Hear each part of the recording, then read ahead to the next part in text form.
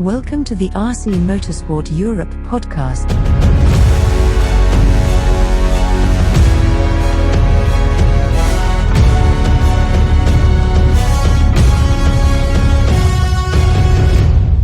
Hello, and welcome back to the EFRA, Inside EFRA podcast. We're RC Racing TV. I'm Matt. And I'm Frank. And that's Frank. And we are bringing you another episode of the EFRA podcast. Traditionally, we do a news article, which is Meet the Board, when we have a new board member. But now, with the new digital revolution, we can do something more dynamically, way more for modern. The youngs. And yeah. Down with the kids. We tried to do like a TikTok hangout, a Google hangout. We tried to do all these things. But anyway, we can now, I'm very proud to say, meet the latest board member of EFRA. It is the secretary, ladies and gentlemen, Mr. Mark Rumble. There he is. Good afternoon, chaps. Hey, Mark, how are you? Very good. Not too bad for a snowy Tuesday day, afternoon. Yeah. Did you get? Well, I mean, we got some snow where we're at. Did you get a lot overnight? Oh yeah. It's pretty white. Well, you're in like the rural part of the UK, right? Oh yeah, that's it. I'm stuck in for the week. I've had the eggs and milk delivered for the next month, and that's it. The doors are locked. We got a little bit of white on the floor, and you were like, we're coming in today. Well, you mentioned snow day yesterday, so you put it in our heads. Anyway, Mark, thank you for making time for us. We know you're a very busy man, and we may as well get into that right away. You obviously work in RC. RC is quite a big part of your world, right? Yeah. Can you break down for us what it is you do? Yeah, sure. So basically, so I'm the operations director at Nemo Racing, which I've actually I've had involvement with Nemo Racing ever since I left sixth form, or left higher education. Started working for John Hazelwood, who's obviously the owner of Nemo Racing. Started working for him during sixth form, or during college. I ran an online shop and sold lots of Nemo Racing products. Sold all the Agama stuff, and that started to kind of develop the relationship between John and I. And then it kind of got to the point I was like, I'm finishing sixth form. I've done my A-levels. Now what? Now what's the plan? Running an online shop, I guess, half-heartedly probably doesn't constitute a future of any description. So the conclusion of all of it was that I then ended up working for John. Worked for him for a few years, and then invariably, you have your momentary 20-year-old kind of crisis, 21 crisis go on, where you think, well, I'm just going to change things up in my life. Probably not for the better.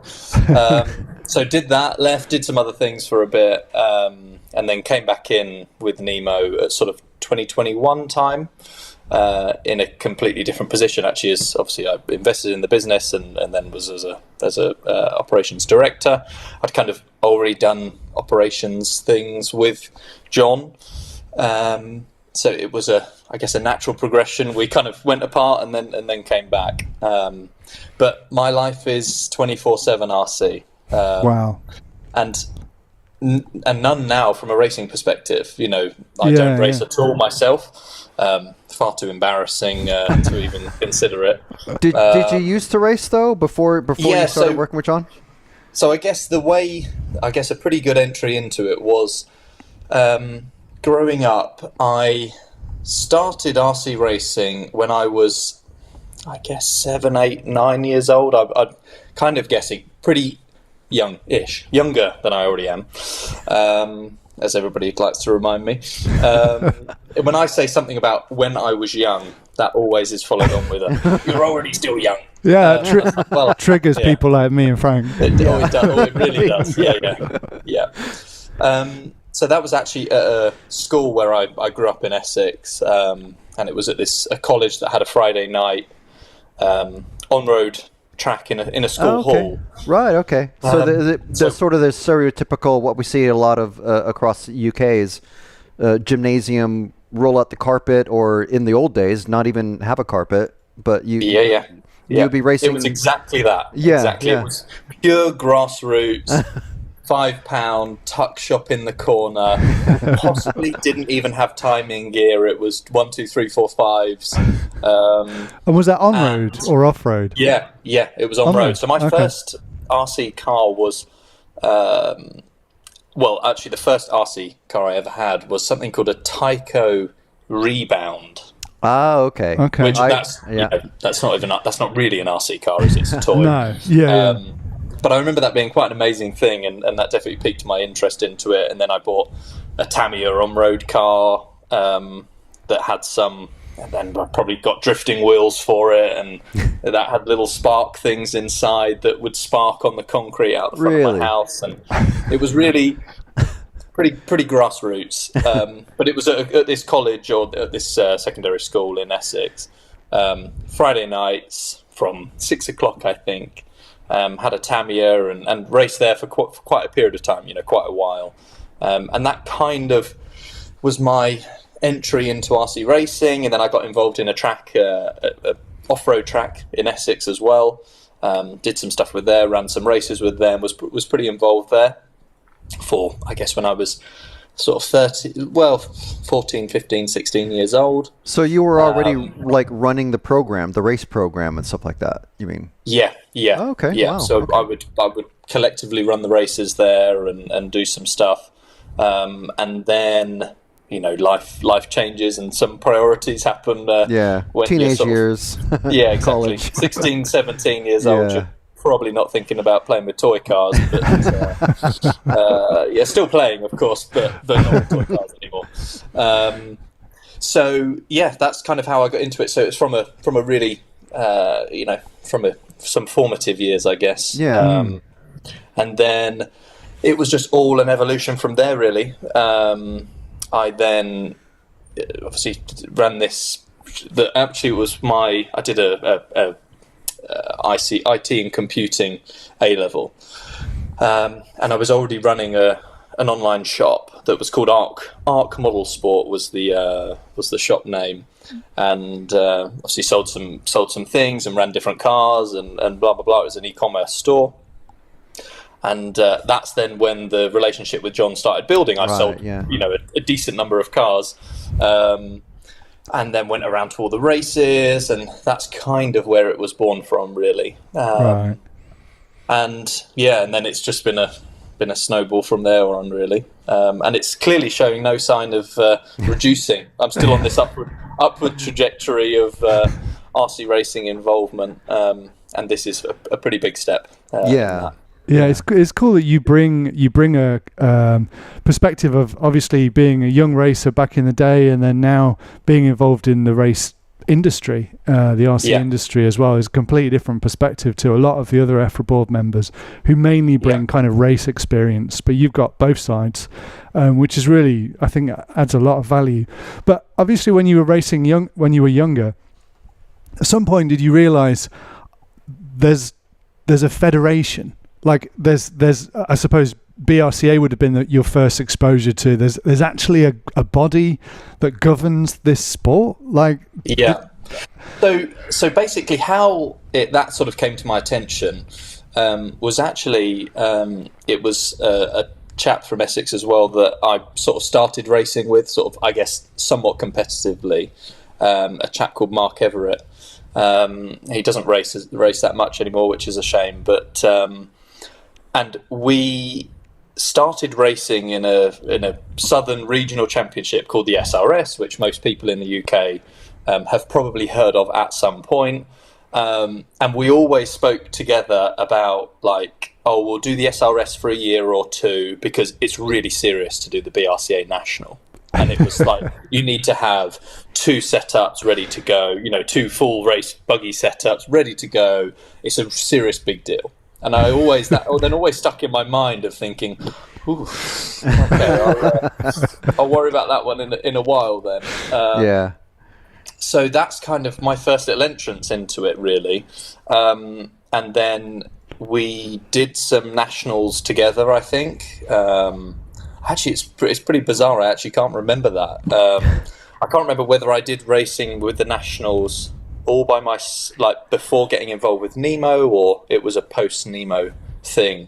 But I think it was it was a Nemo thing where I sort of really got involved in racing at the nationals, and I guess my sort of how I got into sort of any form of position within the BRCA was definitely through Nemo Raceway. Obviously, we have a facility in RC Car Track, so like the perspectives I think I have was an RC racer. Now I don't race at all. The budget in the world doesn't cover all of the crashes and spare parts that I would need would all go bust. But it's from actually running a track, which is pretty big. It's a big deal. It's a big deal. Yeah. It's a lot of work. It's it's a serious undertaking, and you put a lot of effort into it. And then from an a business perspective, which are some good perspectives to have, even if they don't always apply. You can always kind of think and hark back to some of the experiences that you've had, and always. I've always had a pretty good relationship with Kevin Griffin, who was the BRCA Rallycross chairman, and it was that Suzanne, who also used to run race control, most people know Suzanne Griffin. She had a medical thing. She had a medical appointment, and it meant that she couldn't run race control for one of the nationals. I think in 2021 or maybe 2022. So I stepped in. I was asked if I could run race control and do that. And obviously I had the experience. We had at that time hosted some pretty big races at Nemo. Yeah. I'd had some experience from running that, obviously, from many years ago, but then some big races at Nemo, international events. And then I was sort of drafted in to run race control and I guess be the race director for that meeting. And that kind of was where it all began, really. And then that evolved into, although I was kind of already doing some stuff with being the EFRA rep for 1/8 Rallycross.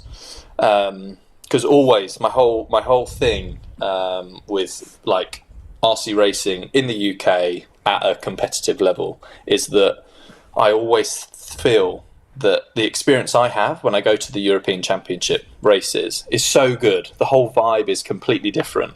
And one of my massive motivating factors is that I think everybody who has or races RC cars in the UK to some competitive level should try to do a European race, a race abroad at one point in their RC racing career, hobby, sport, whatever you want to call it.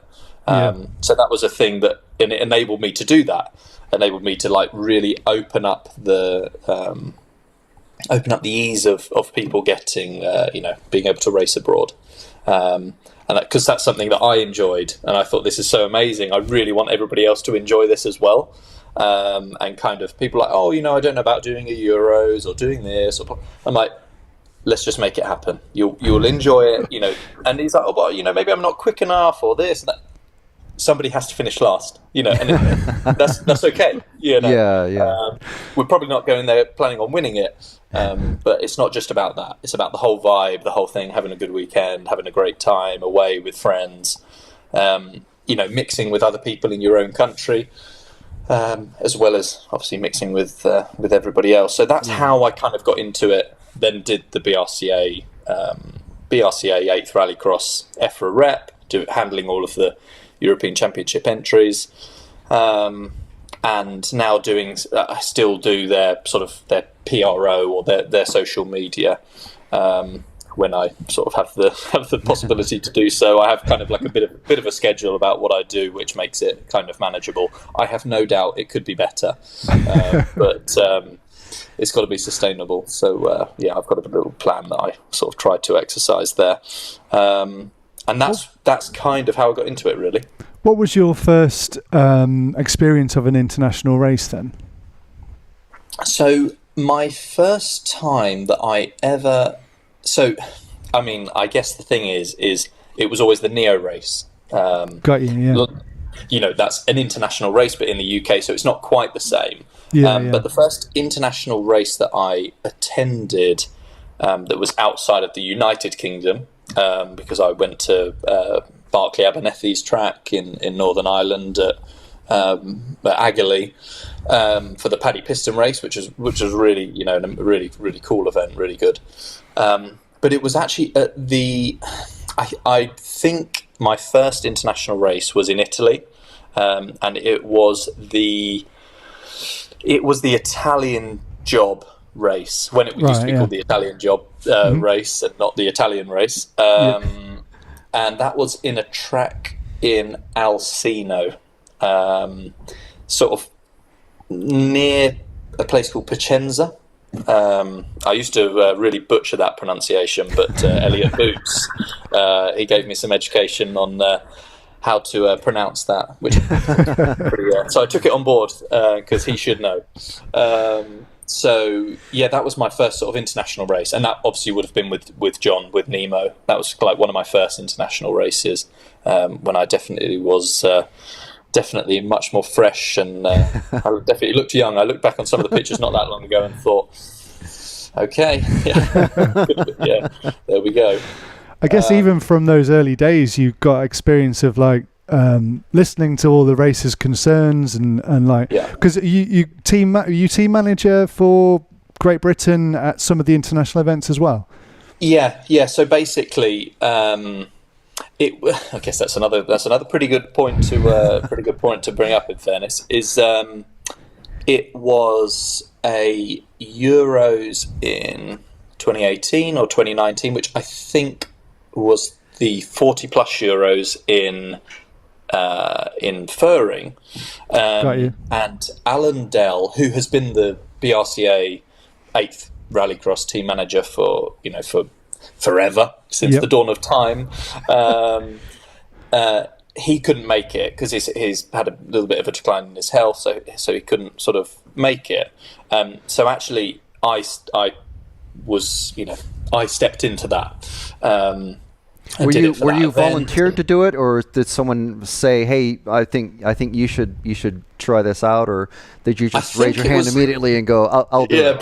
I'm sure I was probably so enthusiastic, hand straight up like the teacher's pet. But I think it was just. I think it was probably a case of, if I didn't do it, then we'd probably have been without a team manager for the race, which would be a shame. Because there was, I guess, nobody else there who was not racing themselves, and it's a pretty, well, of course, the role is only as much as you make it. You could race, of course, a Euros and be the team manager as well, but it will have an impact on something. If you're racing yourself and you don't have enough time to prep your car because you need to be at a team manager meeting, or dealing with improving an experience for one of your fellow countrymen. Then something would have an impact. So either you'd concentrate on your car, or you'd concentrate on dealing with somebody else that's having a drama with something. And that's obviously, I make that fit with the Nemo Racing, with my Nemo Racing responsibilities. Obviously, it means that sometimes I'm there and I'm helping our competitors. But I think everybody gets it, that I'm there. With Nemo Racing, of course, I wear lots of different hats and know how to sort of take them on and take them off when necessary. But it's about helping GB. It's about helping the country, making sure everybody has a really good time at that race. If I can help, I will, and try to improve their experiences there. So that's what got me into it, and then I've done that consistently, and it doesn't appear to be changing anytime soon. That's. Do you ever find it quite challenging, like if you're representing racers and they're very idealistic and they've got like a simple, like if there's dramas at a race, for instance, the Worlds, I guess, in Redovan this year, and drivers are up in arms about one thing or another, And I guess they're looking to you to represent what they want, but maybe not all the drivers have the same gripe. Some want to go one way, some want to go the other, and you're in the middle. But you're also looking at it, or at least you can understand it from an organiser's perspective, a federation perspective, a manufacturer's perspective, a myriad of different pros. You look after pros, but you're also there looking after newcomers who you've persuaded come last. Someone's got to come last. Like, how do you juggle all of those priorities in a quite high pressure situation like I guess you might have had to in Redovan? I think what I try to do is I just try to take on board all of the data that is being provided to me, whether it's an opinion, whether it's a fact about a dynamic that's developing, about a situation, like you say, the perspective from a manufacturer, also then perspective from a rule maker or from an organising body, from a track organizer, from a pro's perspective, someone who's there, being paid to be there, and then someone who is paying to be there. It's pretty hard to balance all of that. So, but I guess what I do is I feel that hopefully in those situations I can apply sensible logic with all of the facts that I've been given. And I kind of just try to accumulate all of that data rather than half of the data, and then just try to make a sensible judgment in that situation.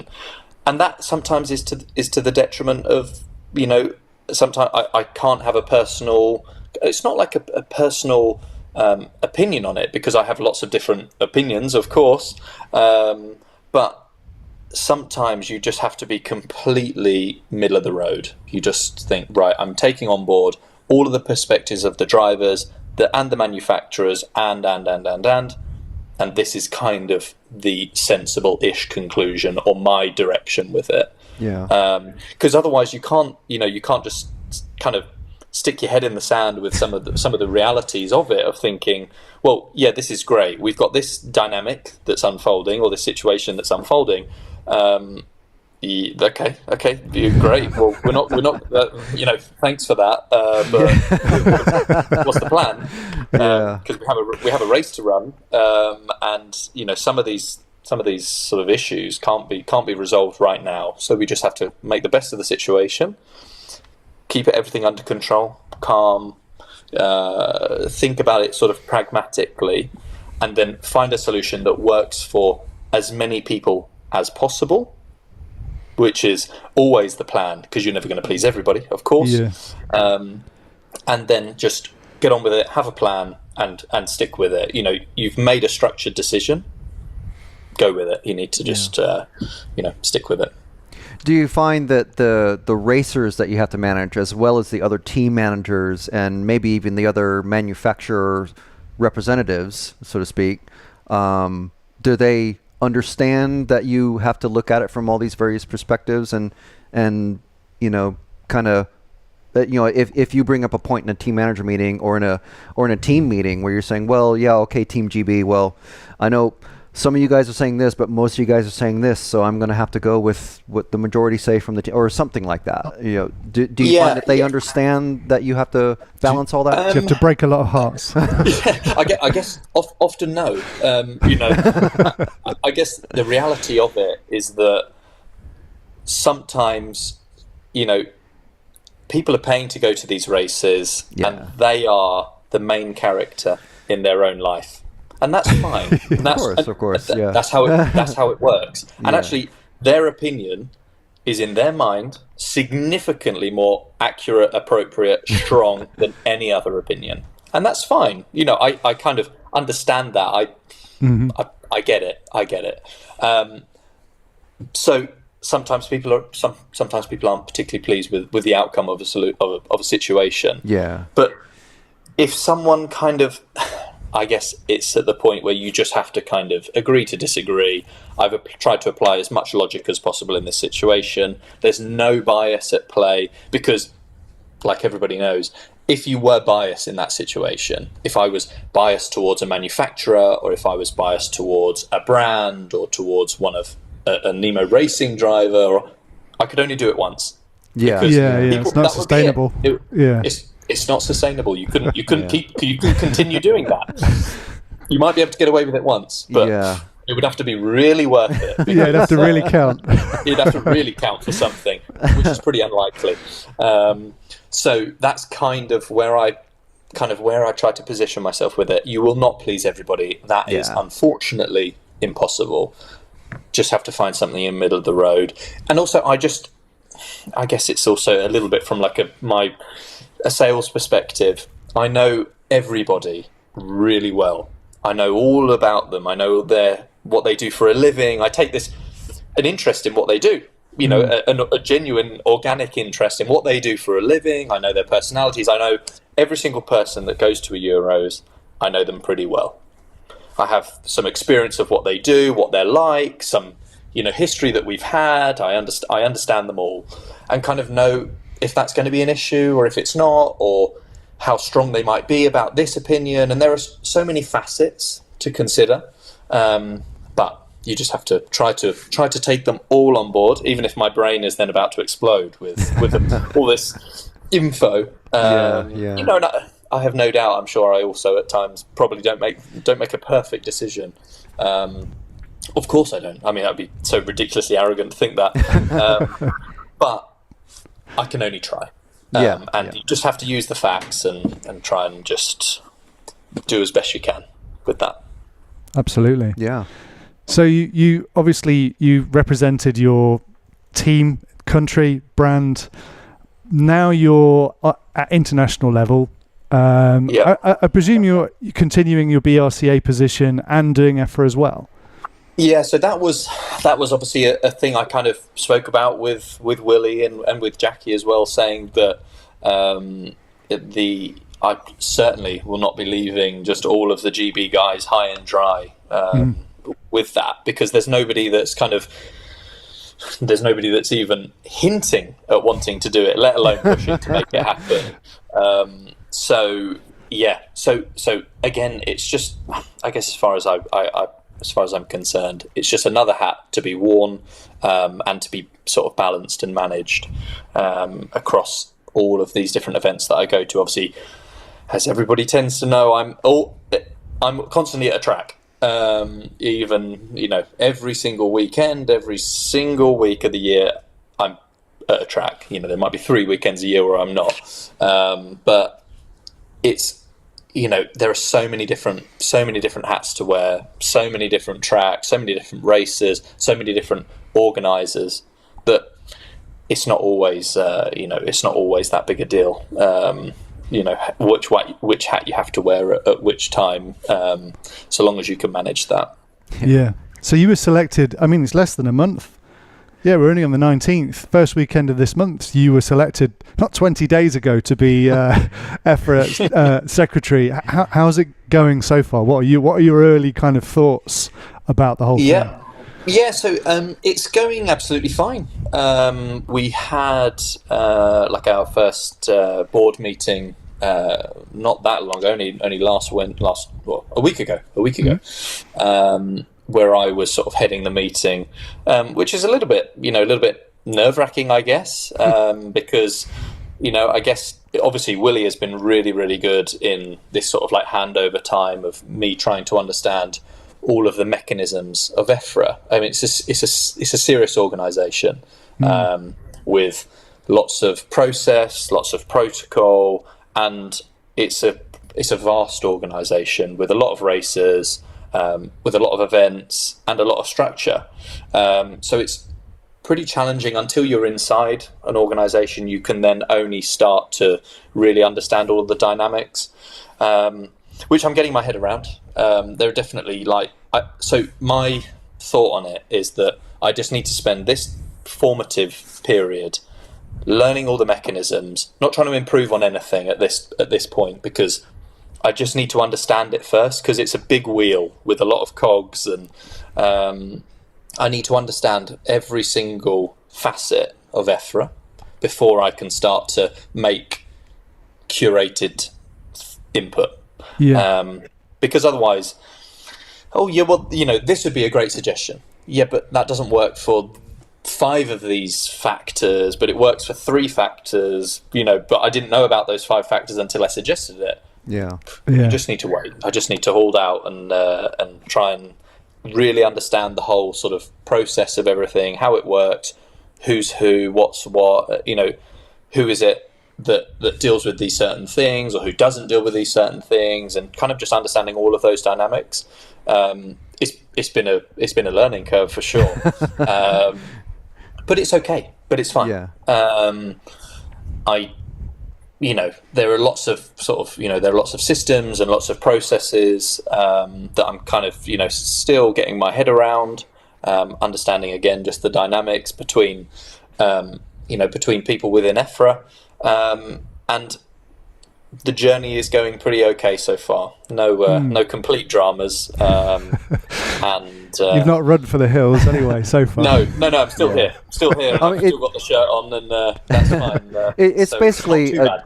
It's basically a whole new job, isn't it? It's like you're the new boy in the organization. So, and Willie is now taken on. He's from being the secretary. He's now the EFRA liaison. IFMAR liaison. IFMAR liaison. So he's helping, bringing you on board. So he hasn't quite opened the floodgates yet. So is it still like a daily process or maybe weekly of like, oh, here's a bunch of new things. I'm just going to take some time to absorb. Oh, here's some new things. Yeah. Is it still like that? Yeah. That's a pretty accurate analysis of how things are.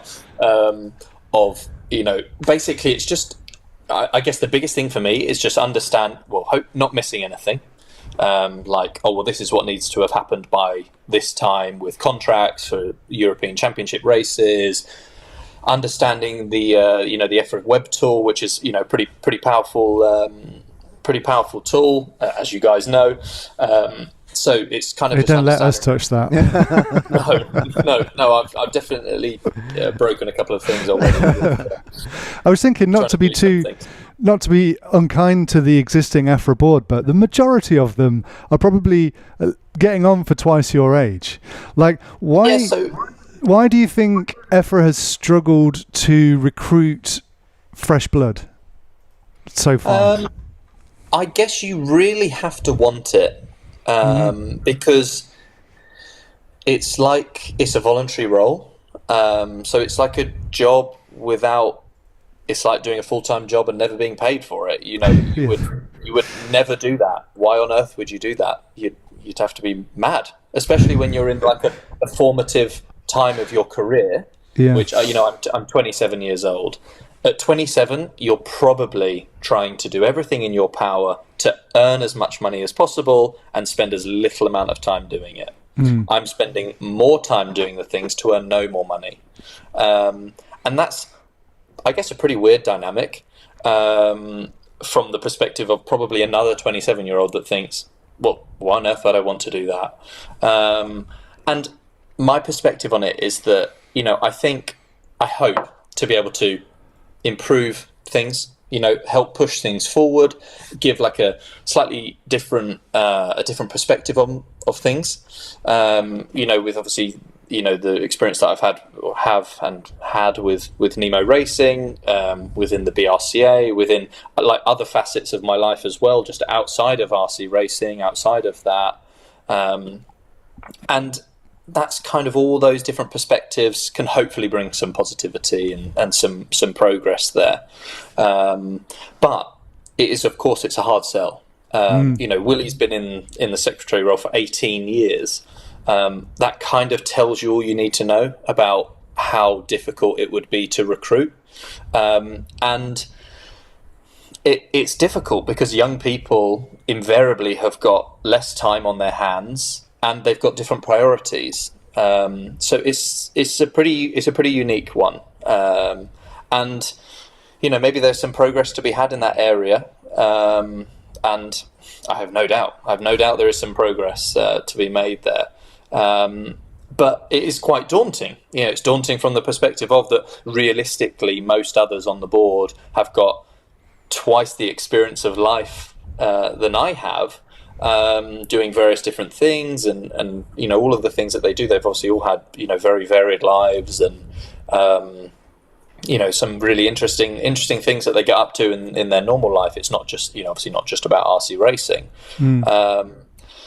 But I guess the thought is that from my perspective of like ear to the ground experience. This year, I had it in a note somewhere of actually how many races I'd been to this year so far, and we're at like 75 races or something. Wow. And you think, well, how's that possible? There aren't even 75 weekends. Yeah. Well, I thought we had busy summers, but wow. Yeah. So I'm at a track for example, this weekend gone. I'll just run you through it for just to bore you for a moment about my weekend. So Friday afternoon, it was a local track to me in Daventry. That's J16.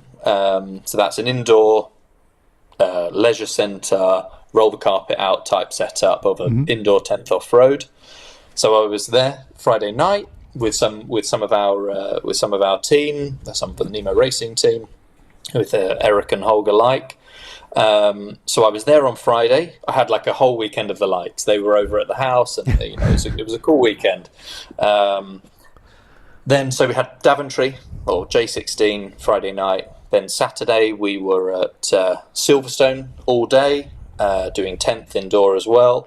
And then Sunday we were at Nemo Raceway for Nemo's Winter Cup meeting. So that was then all day outdoors, 8th buggies on the Sunday. So it's flat out, it's flat out. And then Monday I'm then back in back at Nemo, back at the HQ. Doing various things there. So the experience that I get week on week from racing ear to the ground type thing is pretty excessive almost. Some might say excessive. I know my poor girlfriend thinks it, I'm sure at times. I might see you at some point this month. Yeah. But yeah, so that's kind of it. But it is daunting knowing that realistically everybody on the EFRA board will probably be thinking this guy's just a young guy, he's not going to know as much as I know, and that's fine. That's actually okay. It doesn't, believe me, I have pretty thick skin, and I'm not worried about that. And all you can do is just prove otherwise, absolutely. Or not. And the ones I've spoken to were all really excited at the prospect before the official vote happened. They're all really excited at the prospect of you coming on board, knowing your reputation and what you've done already, because you bring the experience of somebody in their 40s because you've just simply done so much. Like if you're going to do nice 2 years worth of events in 1 year, that's that's it. Yeah. I'm like 70 or something. So, do you have a sense of like what racers want, like in terms of what do you think, or even a vision yourself of what you think should be some changes that we see, I guess at federation level or just within races, or like you listen to frustrations and you obviously full of good ideas, and we had a great talk about control tyres at some point, which I've generally am quite against, but you make a really great case for them in the 40 plus, and it was a great success and stuff like that. But do you have a sense of what you think racers want to see? I think the sport. I think what every I guess the thing is that you've got a lot of what people want to see that's completely unrealistic. And then you've got what people want to see that's kind of maybe in a future reality that exists on planet Earth. And it's kind of hard to find a balance between those two things. But I know that kind of what I think people want is they want more people to do RC racing. I understand the limitations of RC racing and the events and the challenges that it brings. And I have this obviously at Nemo Raceway, where we have lots of sort of general public come and try to find out about RC racing, and I've got like 3 minutes of their attention span to tell them why RC racing is a cool thing. And sometimes it's pretty easy to turn people off in those 3 minutes. Because if you look at it, it's the perspective of, right, you've got two choices here. You have, I want you to spend £300 on a ready to run RC car, take it to an RC track, and have somebody tell you that what you bought was so you're an idiot. Why on earth did you buy that? You obviously bought the wrong thing. And that £300 that you've spent is now worth nearly nothing. There's no residual. That's worth nothing. Get it gone for 50 quid. And now you can need to buy, in order to be even partially competitive, don't even turn up without at least spending 500 quid on a used setup from somewhere else. So, right. And that's just to get going with it. So that's £800 just to get your feet in the door. And everybody knows that it's endless from then on in. Fine, okay. And then what you also need to do is you need to get up really early on a Sunday morning when it's miserable and cold outside, and you need to drive your poor child halfway across the country to go and race at a track like in a drizzly, miserable winter morning all day until 4 o'clock, 5 o'clock, and then you need to then drive all the way home. Okay, fine. So you've had a good time at the race. That was good, blah, blah, blah.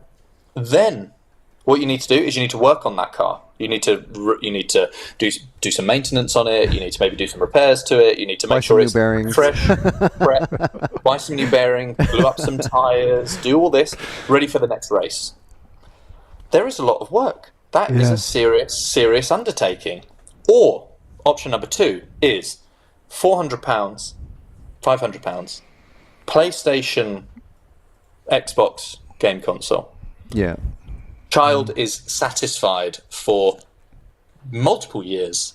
Yeah. No maintenance, no gluing together tires for your Xbox. No travel. You're dry and warm. No travel. No travel. At home, in the warm, you're free to do your other things. Yeah. That's a we know what the answer is. And that's why RC racing is the way it is. Because it's just not that accessible. And that's fine.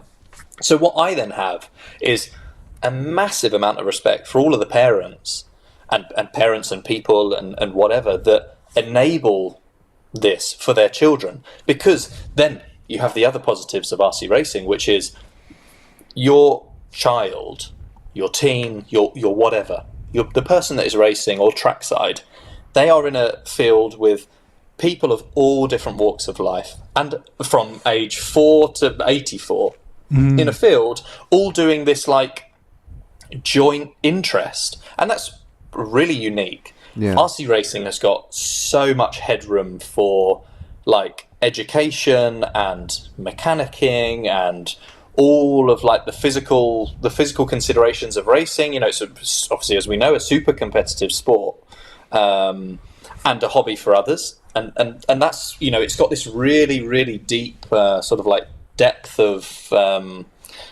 it being like a hobby, but then into a sport for people, and then into a profession potentially even further down the line from a racing perspective, or maybe even from a manufacturer, from a distributor, from a shop, whatever it is.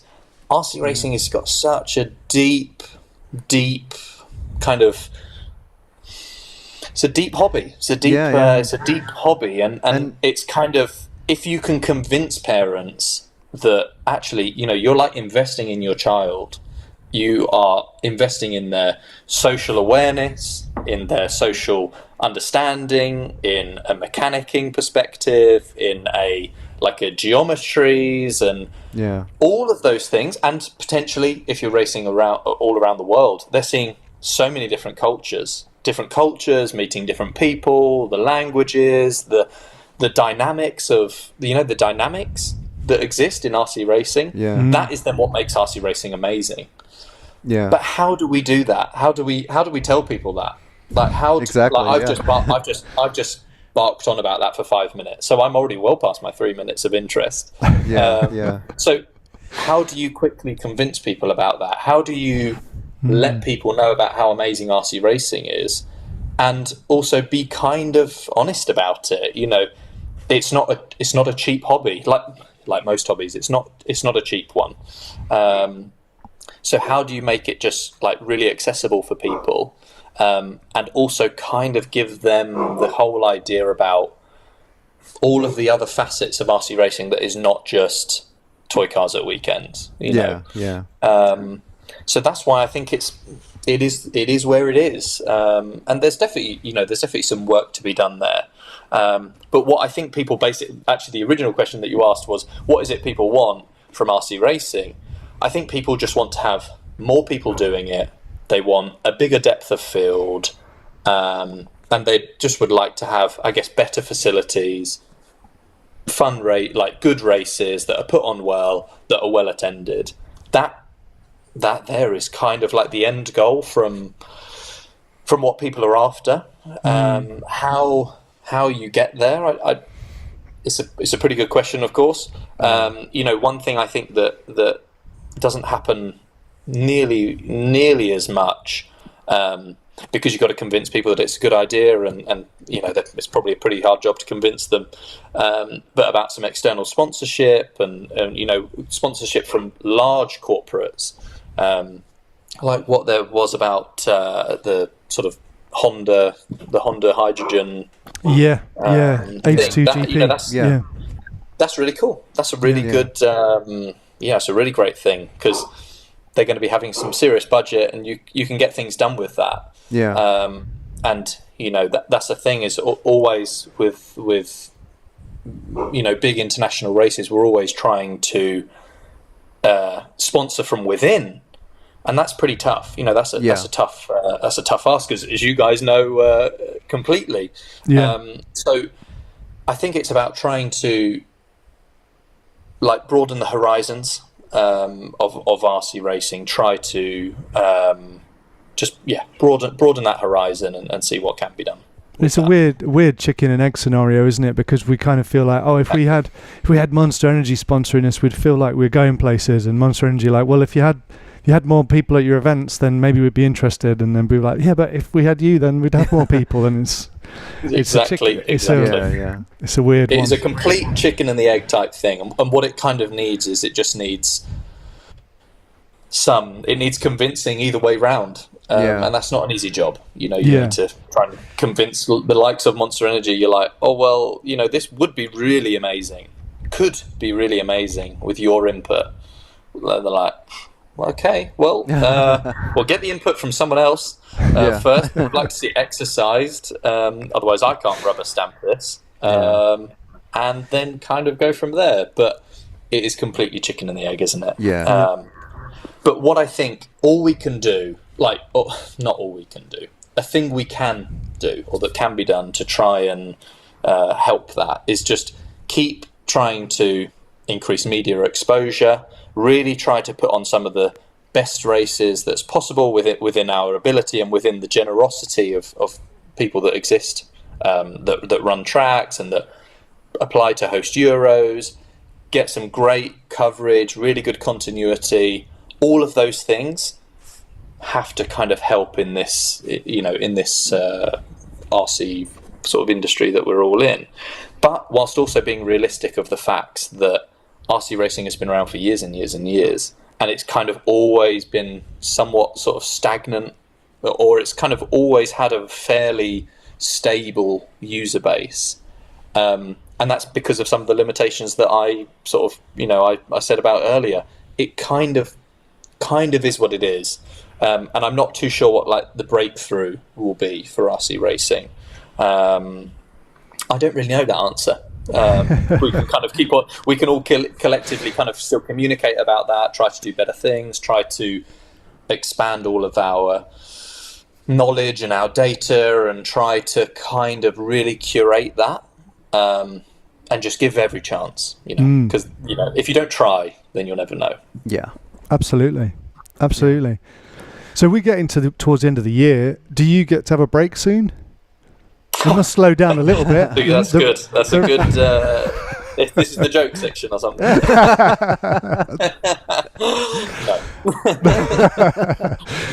No. So 3 day this weekend gone. This weekend coming will be at Hearts, the 40 plus host venue for 2025. Probably testing on the Saturday, and then their race meeting on the Sunday.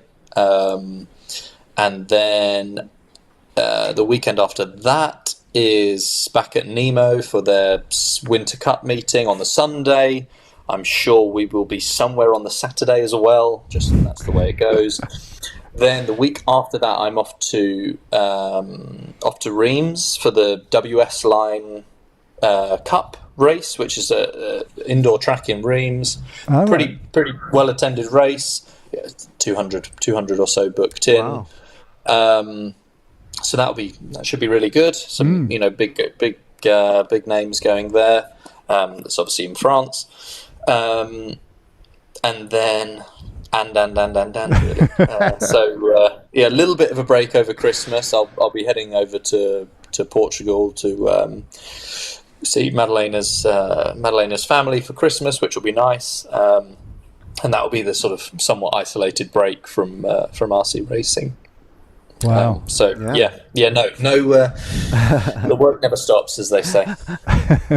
What are some of the things that you're looking forward to in 25? I mean, it's going to be really cool to have 40 plus at Hearts for sure. Yeah, I mean that's a pretty. It is exciting and daunting in both ways, really, because obviously my biggest measure is looking at the 8th events that we have had in 2022, in 2023, in 2024, and they are all amazing. Really, really good races. You know, the organisers put in such a massive amount of effort, significantly beyond what could be reasonably expected in terms of recuperation on funds and investment into those events. So it will be very exciting. It will be cool. It will be a really busy race. You know, we'll have loads of guys racing there. But it's also daunting. You know, it's the last European Championship in 1/8 that was hosted in the UK was in 2015. It was the Euro B at Hearts as well. But I think the standard of RC tracks from 2015 to 2025 or 2024 is a whole different kettle of fish.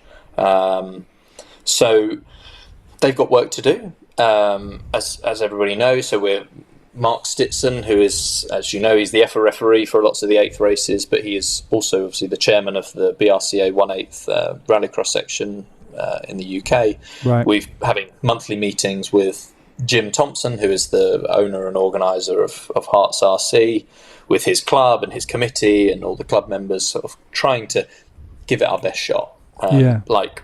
Mark and I have got really good experience of going to all these Euros, knowing what to expect, kind of trying to not instantly fall over with something, or just missing out some obvious things that if you hadn't been to Euros in the last 5 years, you wouldn't know these things. And you wouldn't kind of know what makes or breaks an event.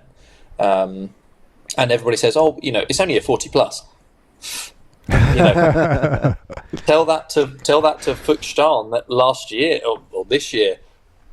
It was not just a 40 plus. It was amazing race. Really pristine facility, superb event, really cool track. The control tire implementation there was really, really good. It was start to finish perfection.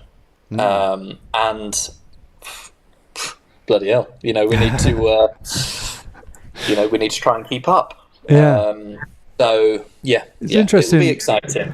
Coming up to the end of our hour, and this might be a bit of a long-winded question, but you are a track. You run a track, and you're talking about all these awesome tracks that have hosted events before.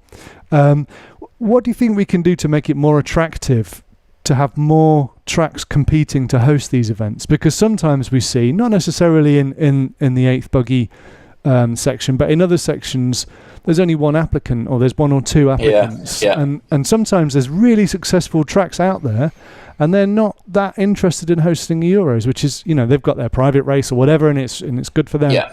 What can we do to make tracks want to host Euros? I think because it's kind of weird, when you look at it and you're like, well, I mean, it's not like there's no financial benefit to the tracks for hosting European Championship. It's as far as I can gather from my knowledge of running races at Nemo and then hosting a European Championship and the finances associated with that. Hosting Euros is pretty good news from a club security perspective, from a financial perspective. Of course, they put in a lot. They put in probably more, much more for a meeting like a European Championship than they do for other events. So you kind of have to be doing it for the love. of course, but it will work out okay for the clubs. Maybe it's really hard to know because it's weird. It is weird that there are not just a flood of applications. Yeah. And maybe it's just there needs to be more communication between, like, I bet if you asked anybody and said, what is the last date that you could submit an application in for you hosting European Championship race? I don't know the answer. I've got no idea. I have no idea. When is that date? Yeah. So maybe it's about just trying to kind of get ahead of the ball on that, and obviously, we can work with yourselves on trying to kind of put a plan together for 2025 in terms of like a track communication pack almost of this is what you get from hosting a Euros. These are the dates. Obviously, social media is a massive thing. I mean, this year, one thing that I have personally found really good, and I know from what I've read and what I've heard, it's been really good. The amount of like open book nature of the AGM this year, because of your social media campaign for the AGM has been amazing, and that I think is really going to start to snowball in all of those facets of people having people they moan about EFRA. They moan that, what a ridiculous rule that they passed this rule. It's like, well, first of all, who's they? I mean, what does that even mean? That's just ridiculous to even say they, like this magical they. Yeah. There should be no AGM section meeting that hasn't got at least one rep from each country there. I mean, you're all there. You have the facility. This year, I'm sure people have had way more input from people of their federations than they will have ever had on years before. I know what I do, for example, which is when I'm at the BRCA AGM, I try to not bore people to death, which is pretty difficult, of running through the agenda for the meeting and trying to just kind of highlight to people a few kind of, I guess, interesting things that are going to be coming up, interesting rule changes, and if there's any opinion on that, of like, well, what do you guys think?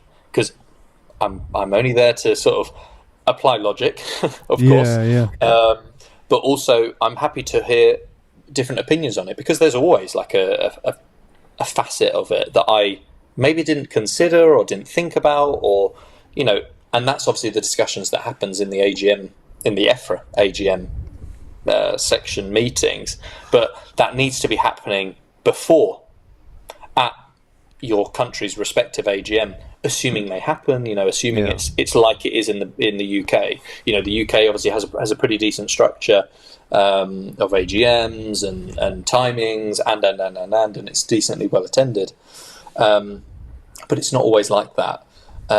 So the social media campaign should absolutely just start to open the book, I guess, of it to people, which will invariably include track owners. 8th scale this year had really healthy number of applicants. Last year it was much less, many less applicants, and hopefully next year it'll be even more applicants, and so on and so on. For the other sections, I think it's just that there are like some amazing tracks that probably have all of the facilities. I guess that's the other thing that's a bit of a balance, is you obviously want a European Championship to be on the standard that you are expecting. But if that standard is potentially unrealistic for a class, then if you only get one application, then you kind of have to internalize some of your viewing and think, well, okay, what are we doing wrong? Are we making it too difficult for people to consider applying? I was going to ask if that was potentially something that, because you look at the standard of like the track in Finland that we looked at, the Rockver, that looks absolutely amazing. Estonia, It looks amazing. It looks so good. And then if you're going, oh, my local club track that down the road is like, we'd love to host the Euros, but there's no way we can match that. They don't have to. They've got containers with the cafe areas and indoor, like a media area and an indoor timing area and all this stuff. And so that is one thing that can kind of scare off some of the I guess less established or less well-funded clubs. But it's we've been to tracks of all different standards. I guess you could say it's they don't all have, and I guess it's very dependent on the country that they're in. In the UK, for example, I know it obviously pretty well, and it's really tough to run a good RC track because unlike most European countries, there is zero municipal or council support that exists, unlike France and Spain and Italy, and where there's quite a lot of help. I at least as far as I can understand, there's quite a bit of help from municipal input there that just doesn't exist in the UK. The council will be quicker to try to close you down than help you out. If you're running an engine after 6 p.m. or something. Like it is at Nîmes, you're prepared to be jailed for life. So it's pretty tough. It's pretty tough. It is. So I get it from the perspective of all these other countries where they just think, maybe that's unattainable. Maybe we can't do that. But in the sections where it's, where they have a really low amount of applicants, it has to just potential. And there are exercised good events. You've got to look at two things: communication between that section and all of those tracks in that country. Maybe visiting them or trying to sort of actually talk to the decision maker, try to speak to them in a good, constructive, communicative manner about what it can be to host a Euros and blah, blah, blah. But then also looking internally a little bit and thinking, is the criteria to host a Euros too difficult? And that actually means that it just becomes like it's not worth it. It's not worth it. Yeah. I mean, I cannot imagine that there is many events that you could host where the race fee would be like way more than the income from a European Championship meeting. So it's not a case of that where someone says, oh, well, I can just host my own race, do it in my own name or whatever, and get 144 people there. Oh, and I'll get 200 euros per person. Those races don't happen. So, that doesn't exist. So clearly there are some other factors at play that if we can kind of like scratch below the surface and like dig a bit deeper to try to understand that, then hopefully that can, start to improve things. But definitely social media, that's just a massive thing. Like I'm preaching to the converted here. But you just, some of that continuity is just really important because then it starts to become a common thing. They start to understand it. They read about the processes. They have a look at what happens at an AGM. They start to understand it more. Yep. That's all a good thing. Absolutely. That has to have some positive effect. If it doesn't, then Awesome. Yeah. Wow. Thanks for giving us your time, Mark. It's been great to talk to you. No worries. Thank you very much. I'm not completely snowed in, but all good. Amazing. Thanks for watching. It's been great to have you here on the EFRA podcast. Thanks to Mark and to Frank, and we'll see you next time. All right. Thank you very much, guys. It's been a pleasure. Bye. Thanks, Mark. Check out EFRA.ws for more info about RC motorsport in Europe.